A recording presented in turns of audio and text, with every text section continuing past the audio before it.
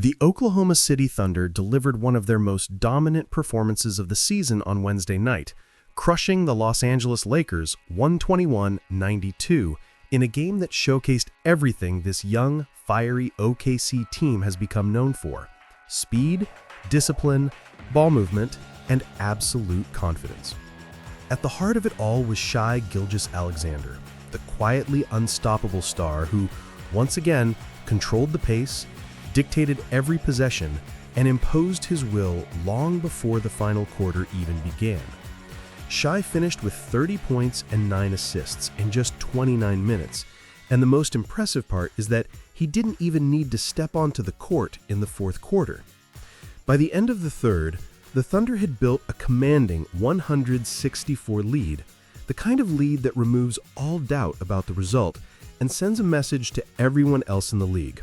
Oklahoma City is not a fluke. They're not just young talent with potential. They're a legitimate powerhouse.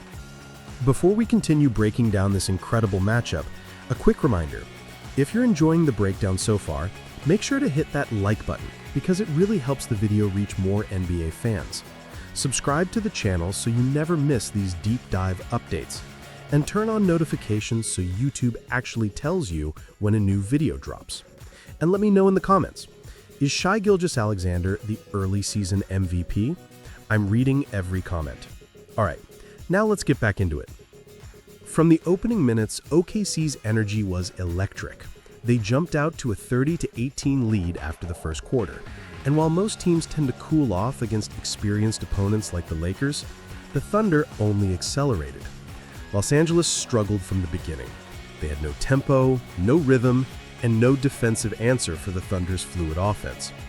Oklahoma City pushed the pace in transition, spaced the floor with shooters, and shared the ball so effortlessly that the Lakers constantly found themselves scrambling to keep up. Even when the Thunder's primary defender, Lu Dort, was absent due to a trapezius injury, the team collectively rose to the challenge defensively, swarming Luka Doncic and making every shot difficult. Luka came into the game averaging a jaw-dropping 37.1 points per contest, torching every team on the schedule. But OKC held him to just 19 points on 7 for 20 shooting. That's 35% from the floor, one of his worst shooting nights of the season. The Thunder threw double teams, switches, help rotations, and body after body at him. And even when they didn't have Dort to anchor the defense, their collective pressure suffocated the Lakers' offense. Austin Reeves, who had been averaging over 30 points recently, could only muster 13 points on 4 of 12 shooting. The Lakers' offensive engine simply never started. Once the Thunder created separation on the scoreboard, Shai became even more dangerous. His scoring looked effortless. Fadeaways, drives, pull-ups, free throws. Every shot looked smooth and calculated. But what made his performance truly special was his playmaking. By constantly scanning the floor, he manipulated the Lakers' defense into collapsing on him, and whenever they did, he punished them with pinpoint passes. His 9 assists could have easily been 12 or 13 if not for missed shots.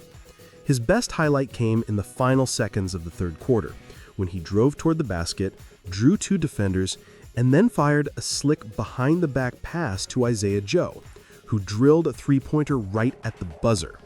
That moment wasn't just a play, it was a statement of confidence, chemistry, and total control. Shai wasn't alone in this masterpiece. Isaiah Joe came off the bench with 21 points, including several deep threes that blew the game open even further. The Thunder's bench and role players all understood their jobs and executed them perfectly. Chet Holmgren anchored the interior, altering shots, protecting the rim, and stretching the offense with his shooting. OKC's team defense was sharp, their rotations clean, and their help instincts on point. Everything about the Thunder last night screamed organization, focus, and elite preparation. Meanwhile, the Lakers looked completely overwhelmed. They were without LeBron James, who practiced earlier in the day but still wasn't cleared for game action, and his absence showed. Los Angeles had no floor general, no stabilizer, and no leadership presence on the court. They opened the second quarter by missing 11 straight shots. Nearly 8 full minutes went by without a single field goal. By the time halftime hit, they were down 70-38, staring at a deficit so insurmountable that the second half felt like a formality. The Lakers simply couldn't match OKC's energy or execution. They shot just 40% from the field, struggled from three-point range, and repeatedly failed to create quality looks. Their defense broke down early and often, rotations were slow, and their interior presence was nearly non-existent. Even when they tried to make small pushes, the Thunder immediately countered with explosive runs that killed any momentum. Statistically, the Thunder dominated every category: shooting percentage, assists, rebounds, turnovers, points in the paint, and bench scoring. They shot over 53% from the field and an incredible 50% from beyond the arc. Their ball movement resulted in 28 assists, while the Lakers managed just 18. And perhaps most importantly, Oklahoma City committed only 9 turnovers to the Lakers' 17, turning mistakes into easy transition points that widened the gap. This win wasn't just a good light for the Thunder. It was a continuation of a season-long pattern of excellence.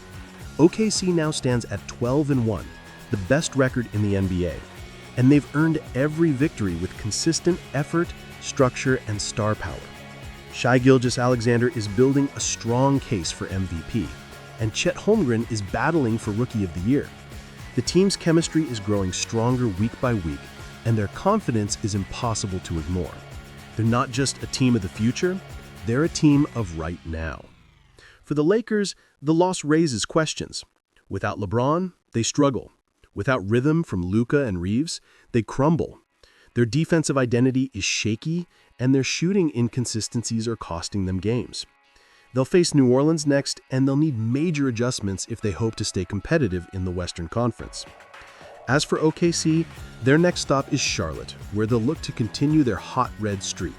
If they keep playing with this level of discipline and intensity, they're going to be one of the toughest teams to beat from here on out. Oklahoma City didn't just beat the Lakers last night. They sent a message to the entire league. A message that says, we're here, we're real, and we're ready.